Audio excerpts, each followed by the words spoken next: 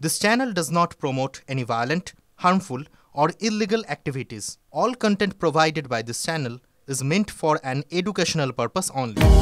হু হু করে ছুটে চলেছে ভারতের অ্যাপেলের রথের চাকা। 2025 অর্থবর্ষে প্রথম 7 মাসেই $10 বিলিয়ন আইফোন উৎপাদন করেছে সংস্থা, যার মধ্যে $7 বিলিয়ন আইফোন কেবল রপ্তানিই হয়েছে।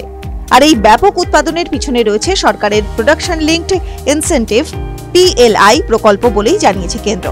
2024 অর্থবর্ষে এই সংস্থা ভারতে $14 বিলিয়ন আইফোন নির্মাণ এবং অ্যাসেম্বল করেছিল, যার মধ্যে $10 বিলিয়ন মূল্যের আইফোন রপ্তানি করেছিল।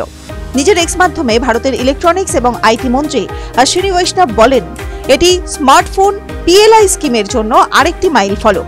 তিনি লেখেন, অ্যাপল $10 বিলিয়ন মূল্যের আইফোন উৎপাদন করেছে এবং $7 বিলিয়ন আইফোন রপ্তানি করেছে।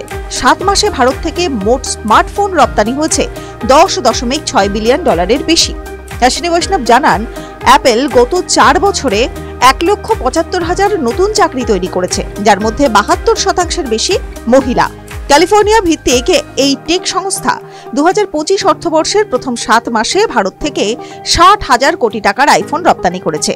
এপ্রিল-অক্টোবরে প্রতি মাসে প্রায় 8,450 কোটি টাকার আইফোন রপ্তানি করেছে।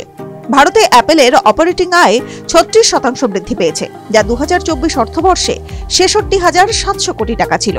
গত অর্থবর্ষে 2,746 কোটি টাকা লাভ হয়েছিল।